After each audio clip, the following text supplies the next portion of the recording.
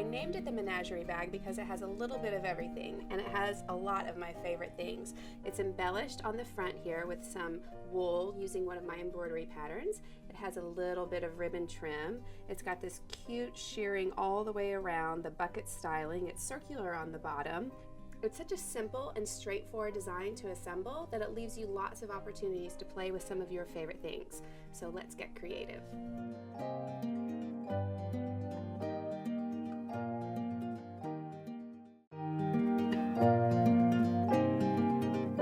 Let's go over the materials that you'll need for the Menagerie bag. First, the fabrics. Your instructions are going to tell you exactly how much of each portion of the bag you'll need to cut. I have 3 different prints here. You'll want something for the outer bag, a little bit of contrast on the outside if you'd like, and also the lining and strap. I also have some wool yarn. I'm going to do a really cool embellishment on this bag. I have straight pins and some coordinating threads. I've got all my cutting tools, which include my scissors, my rotary, my mat and ruler. I'm going to use a magnetic snap to close the bag as well. You'll want some interfacing on hand and your iron and ironing board ready to go. Your pattern instructions are going to let you know which piece needs to be what size, and I'm going to first cut out the top panels of the bag. That's front and back. For this design, instead of having embroidery on the front panel, I decided to just sort of fussy cut, that is specifically cut around a certain element of my fabric design. And I chose this really nice large scale floral, which is going to fit really pretty in that 10 by 15 rectangle. So this print has a really pretty symmetrical flower design on it here, and that's what I want across the top of the bag. And to be sure that I have it in the center, I'm going to fold it on its center.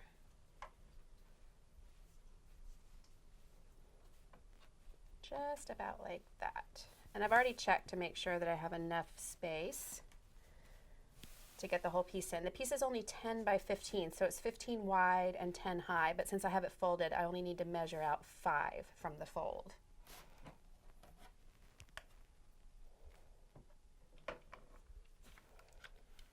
So I'm going to place the 5-inch line right on the edge with the fold, right at the center of that design motif. I'm also going to slide the ruler down so that halfway into 15, which is 7.5, is going to be at the center of the flower. So now I'm all set up on this right side here to cut around the rectangle. And I'm going to start by cutting up this side. And then down this long edge up to just past the 15 mark here. I'm also going to place just a little cut mark at the 15 for reference to cutting the other left edge. Okay, so now I'm going to slide the ruler around one more time to cut the left edge of the panel.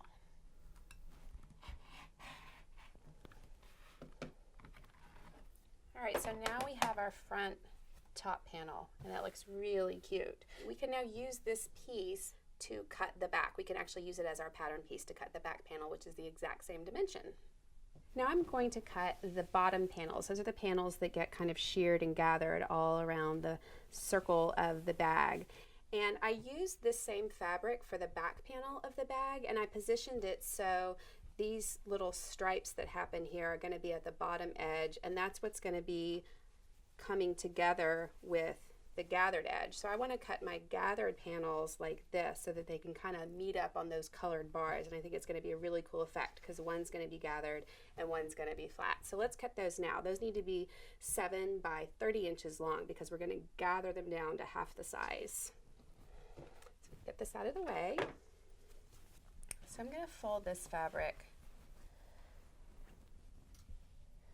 on its length. I think I can get 2 at the same time out of one of these striped elements. Okay, and then I'm also going to fold it again. So my 7 inches is going to come here, and my 30 inches is going to come from here.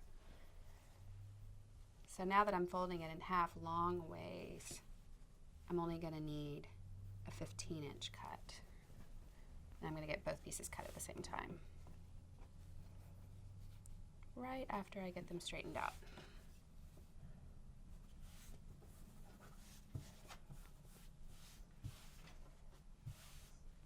Arranging the prints in a specific way is such a great way to make the bag look really cool and really well thought out and a pretty design. So I have this at 7 inches here. I'm just going to take this long cut first. Slide this down just a bit. I'm not measuring the length yet, just the height.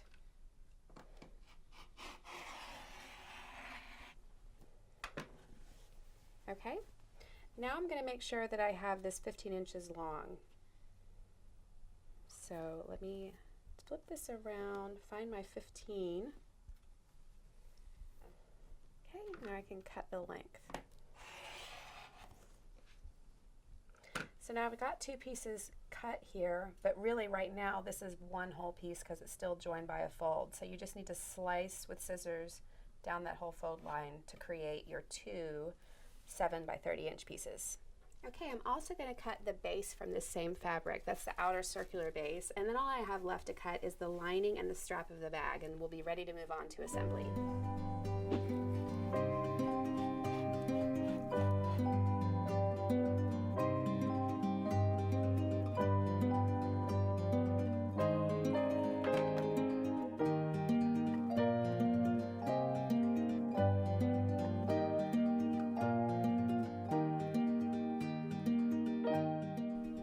First step in assembling the bag is actually prepping each of the individual pieces before we put them all together. I'm going to start by prepping this top panel that we fussy cut with that pretty flower design. I created this trim simply by braiding together some pretty colors of wool yarn, and now it's ready to be applied to the front of the bag. I want to put it basically between the top piece and the lower panel, but I need to leave room for my 1/2 inch seam allowances. So I'm going to place it at the edge of the bag, but about 3/4 of an inch away from that edge to give me plenty of room to sew. So I'm just going to pin that in place, and then we'll top stitch it at the machine.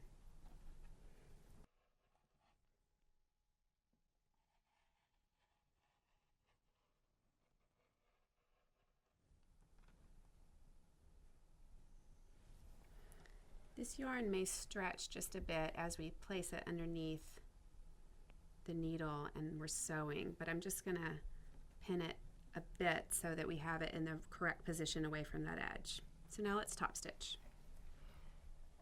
I'm just going to top stitch down the center of the braid with a thread color that's pretty much going to get hidden.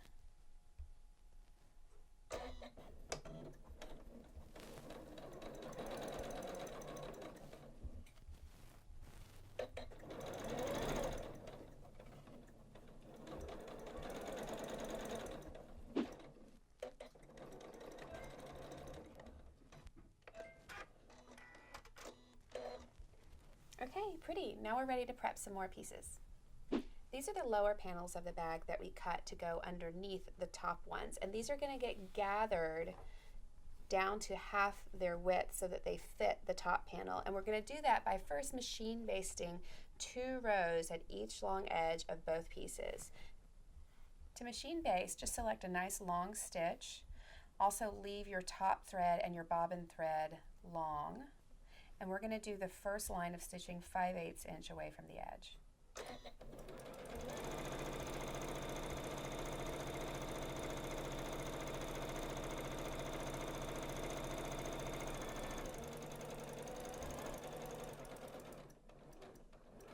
You can stop about a 1/2 inch away, raise the foot, and raise the needle. And again, leave long tails. Don't use the automatic cutter here. And we're going to back up and repeat what we did, but this time about 3/8 inch away from the edge.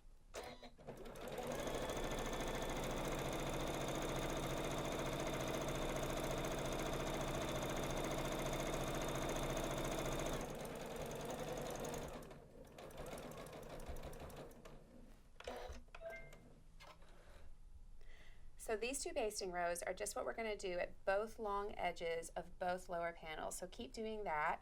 And these tails that we've left here are going to serve as drawstrings to gather the material up so that it's the same width as the top panel so that we can then attach it together. To gather at these long panels at the bottom, you're going to want to knot the top and bobbin threads together at one end and then use the other tails at the other end to draw them up. So let's do that now. In my right hand, I have the 2 top threads, and in my left, the 2 bottom threads, the bobbins. I'm going to use the top threads to tug and pull the bobbin thread up. That way all the tails are on top to make the knot nice and neat at the end and not kind of bunch the fabric up. So I have all 4 threads on top now, and I can simply knot them together.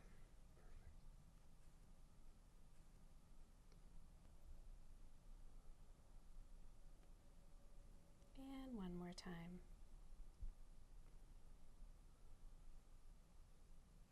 So now that's secure, and I can do the same thing at the bottom edge. These are knotted and both secure now. I can go to the other end, to the loose tails. I'm just going to take the top threads and start drawing it up. You could also do the bottom tails at the same time. Sort of get those lengthened out and drawn up, and then take all of them in your hand together. Of course, use good quality thread so that this doesn't snap and you have to start the whole process over.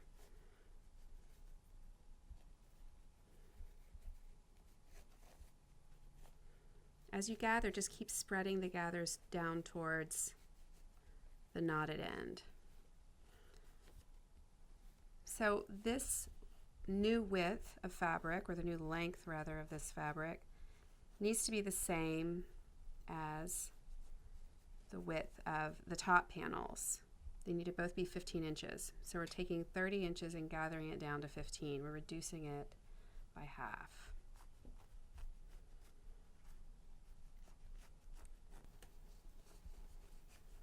Once you've reduced the length of it down to 15 inches, just even out the gathers by continuing to manipulate, as you see that I have on this piece. The gathers are pretty smooth and uniform throughout. Once you've got all the gathers for the lower panels nice and uniform, we can move on to interfacing. There are just a few interfacing steps to take care of before assembly. I have the bottom interfacing circle and also the outer circle that we're going to use together to make a nice firm base for the bag. I'm just going to steam press the sticky side of that interfacing lightly to the base of the bag. It doesn't have to be a real heavy interfacing, just medium weight is fine to give it a little body.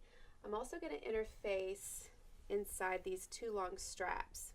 Now I've already seamed these 2 strap pieces together with a 1/2 inch seam allowance and pressed it open. Now I'm going to place the interfacing right up against the edge of that seam here. I'm going to press it in place lightly all the way down the length of the strap.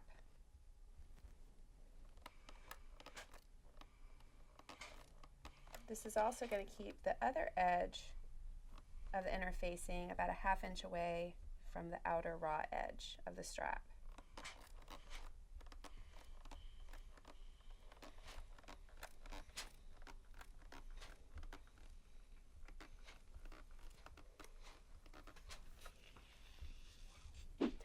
Now I'm going to fold that raw edge up over the interfacing.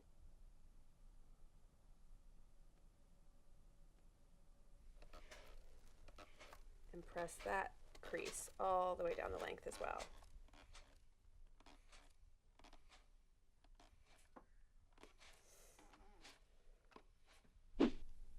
This is a 2-step here. We're going to fold on that center seam. We're also going to fold that outer edge in by about 1/2 inch so that it meets the crease on the other side and aligns really nicely. We're going to press that in place. Just carefully keep kind of tucking and folding and pressing as you go. If you want to fold up that outer edge by half first before you fold it on the center fold, that is totally fine. Just a little time saver here. By doing it this way, I know exactly how much it needs to fold in to meet the other edge.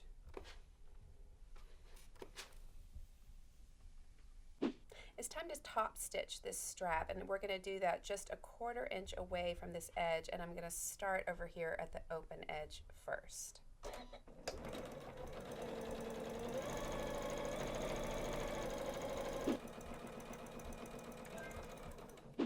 Now we're going to top stitch down the other edge, but starting at the same end as we did before with a 1/4 inch seam allowance.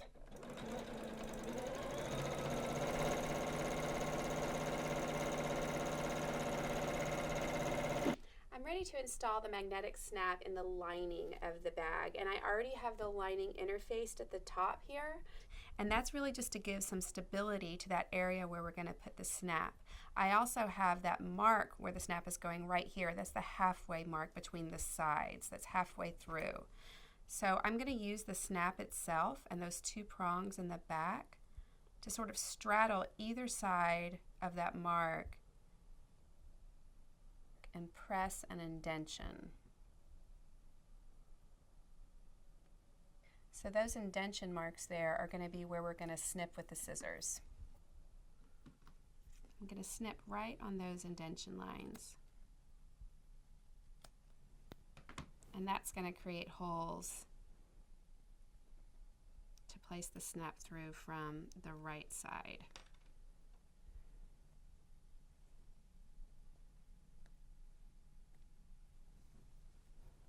Okay, and now you can use that bracket to slide over and then press the prongs flat. You'll do the exact same thing on the other side of the lining and you'll be ready to go. With a lot of the prep work out of the way, we can now get on to the assembly step. I'm going to begin by putting the top panels right sides together. This one has the trim on it, remember, and then this is the back piece that I cut. And I'm not going to snip this off until after I've taken a seam here to ensure that it's nice and secure. So I'm just going to do that with a 1/2 inch seam allowance down both sides.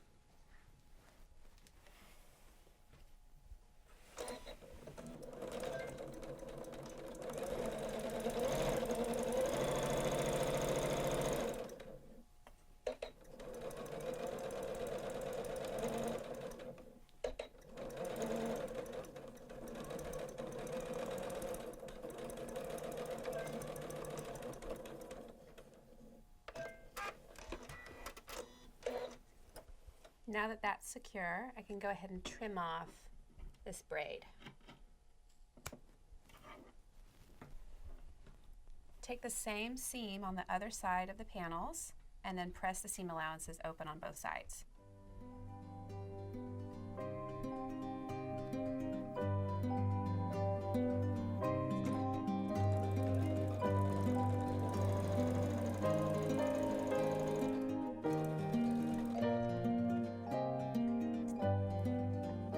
The next step in assembling the outer bag is to sew the side seams of these lower panels, and I'm going to do that with a 1/2 inch seam allowance at both sides here.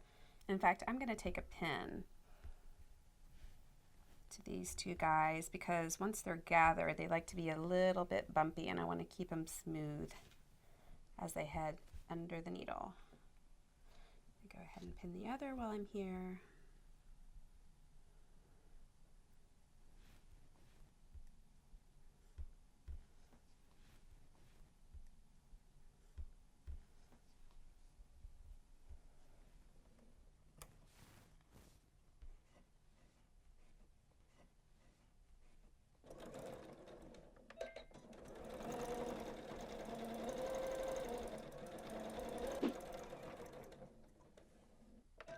Now I'm going to sew the other side just the same. Now that those are both sewn, they just need to be pressed open at the ironing board on both sides.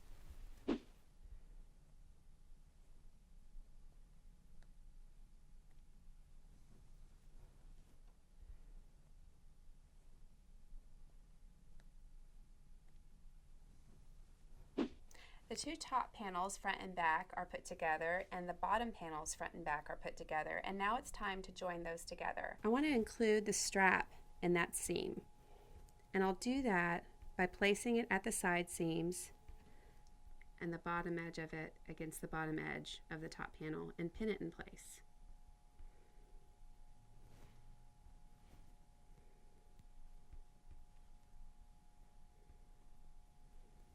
And do the same thing on the other side. If you'd rather machine baste this in place first, before you include it in the seam that connects the top and bottom of the bag, that's fine, but I'm just going to save a step by including it here now. It's time to pin the bottom of the bag to the top.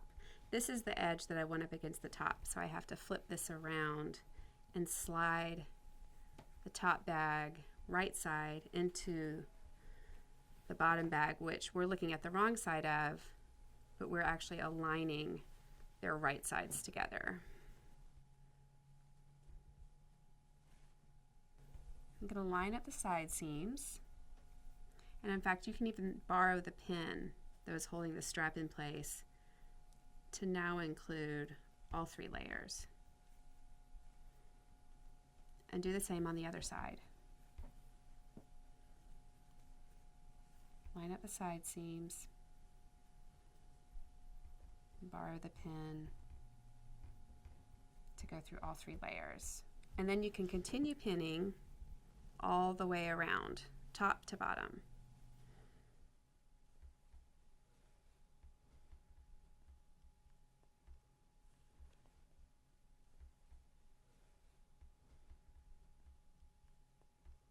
All right, that should do it. Now we're ready to sew. I am going to move the extension table off to expose the free arm to make this circular sewing a little easier.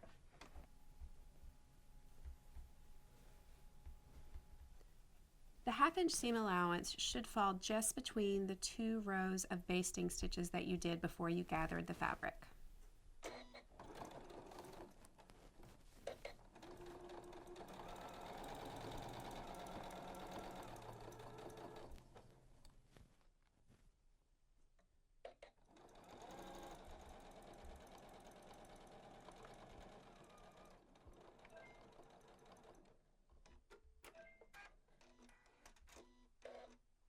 Okay, let's see how this looks. Awesome. Okay, really pretty. So don't worry about these straps for right now. That's going to get sewn down after we have the lining in. The next step is to attach the bottom panel to the circle base of the bag all the way around, and we're going to do that with some pinning. All right, I am going to turn this back wrong side out again, and I'm going to let the strap drop in away from that gathered edge too, so it stays out of all of our pinning. The best way to get this circular seam pinned on well is to start at the side seams. And for that to work out for us, I also want to fold this in half to find 2 opposite points across the base. I just sort of creased it with my hand, but I'm also going to stick a pin right there so I can see it real easily. I'm going to be lining up the side seam of the bottom panel with the halfway mark here on the circle and pin in place. And then do the same thing around on the other side. Side seam to halfway mark. Okay, now we can just pin all the way around the bag.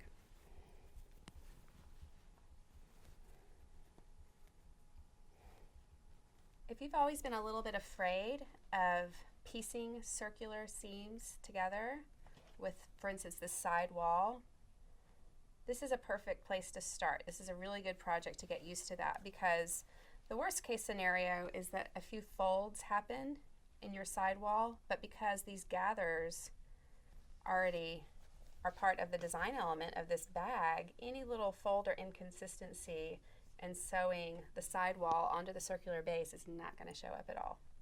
So it's going to look just perfect. Once you have that pinned all the way around, you can take it to the machine and sew with 1/2 inch seam allowances. And again, that seam line is going to fall right in between the 2 basting lines that we did on the lower panels.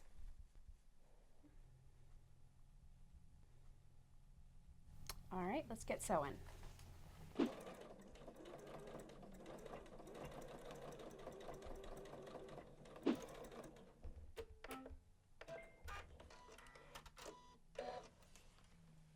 Okay, now that the circular seam is sewn, I just want to notch out some little cogs out of this circle so that when we turn all that seam allowance to the inside, there's room to lay smoothly. Okay, so I have all the notch clipping done in the seam allowance at the bottom of the bag here. We can set that aside and move on to the lining.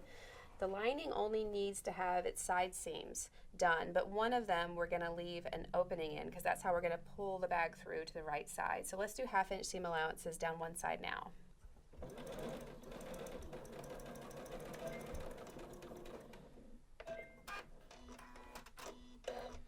Okay, first side seam finished. Now I'm going to do the other side, but this time leave an opening in there.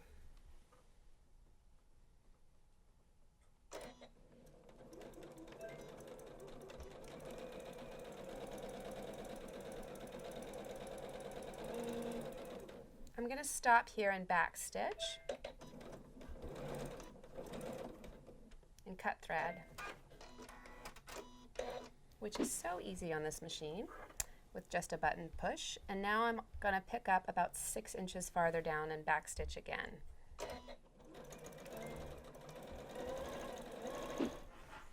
All right, now we just need to press these seam allowances open on both sides and then pin it and sew it to the circular base just as we did the outer bag, and we'll be ready for the big assembly. Now that we have the outer bag complete and the lining of the bag complete, it's time to join them together. But first, let's turn the outer bag to its right side. And for this step, don't worry about the strap, just let it drop down out of the way.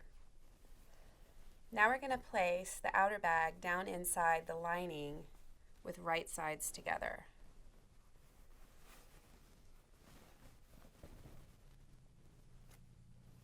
And align the top edges. And when you do this, just be sure and align the side seams of the outer bag and the lining and pin in place. I'm going to hop over and do the other side seam first.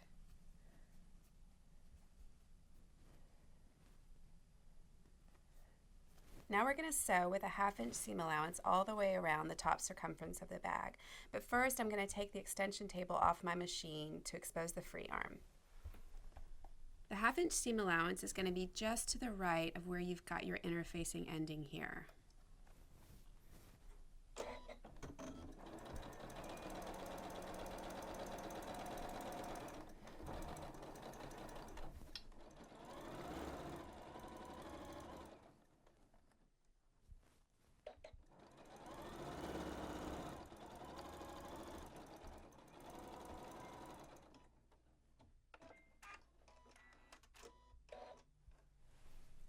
So now we can pull the bag through to the right side, and we're going to use this little escape hole that we left in the side of the lining. So we're just going to reach in and gently grab a portion of the outer bag and begin pulling through. This is the good part. And we can start turning the lining on itself too. Awesome, there's a bag in there. So the next step is going to be to close that escape hole up, and I'm just going to do it with the top stitch. You could blind stitch it by hand if you wanted to, but it's already kind of pressed in place, so it's so easy to take a scant top stitch right there on the edge. So place the fabric underneath the needle, just so the needle is coming right into the fold almost.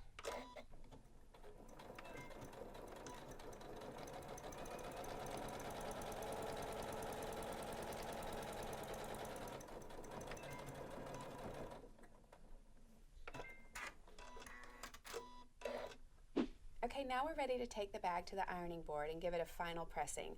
If you haven't removed any of those basting stitches from the gathering, go ahead and do that now really carefully as well, all the way around the bag. And once we get it good and pressed on these side seams and around that shirring and around the bottom, we'll be ready to top stitch the straps in place. I've got the bag nice and pressed. I'm also going to, while I'm still at the ironing board, lay the strap in place, and that is centered over the side seam here, and pin it to get ready for top stitching. This is a little easier to do at the ironing board than flat at the table because you can just work with one side of the bag at a time.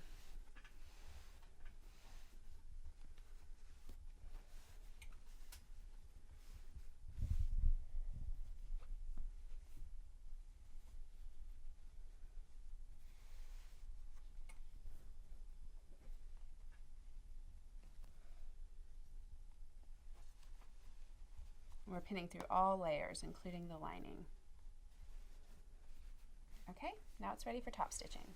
I'm going to start down towards the bottom of the bag and work up. If I were to start at the top of the bag and work down, I might push some excess of this strap and make a little bubble there, and I don't want to do that. We're going to stitch with an 1/8 inch seam allowance from the edge of the strap here, just on the outside of the 1/4 inch stitching. So even though it's slightly more difficult to situate your fabric on the machine starting from here, it's going to work out to be a much smoother line. Slide it right under here, and we're going to begin this stitching right at the seam between the top and the bottom of the bag.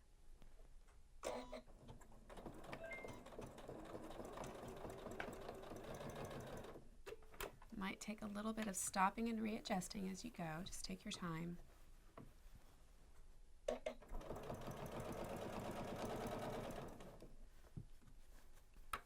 Making sure that all layers are nice and smooth underneath the needle.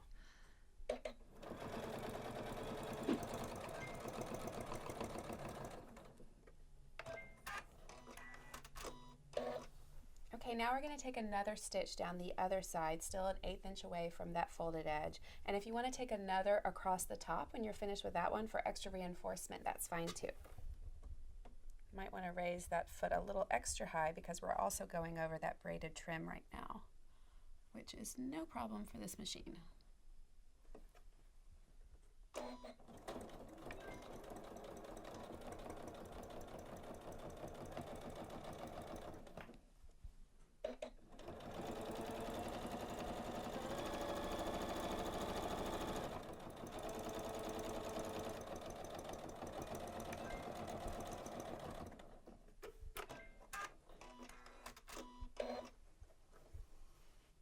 I absolutely love how this bag came out. I think that the careful placement of all these different fabric prints together makes all the difference in the overall design of the bag. In fact, I'm not sure which one is my favorite, the embroidered one or this one. But I hope you're inspired to try your own creative version of the Menagerie bag.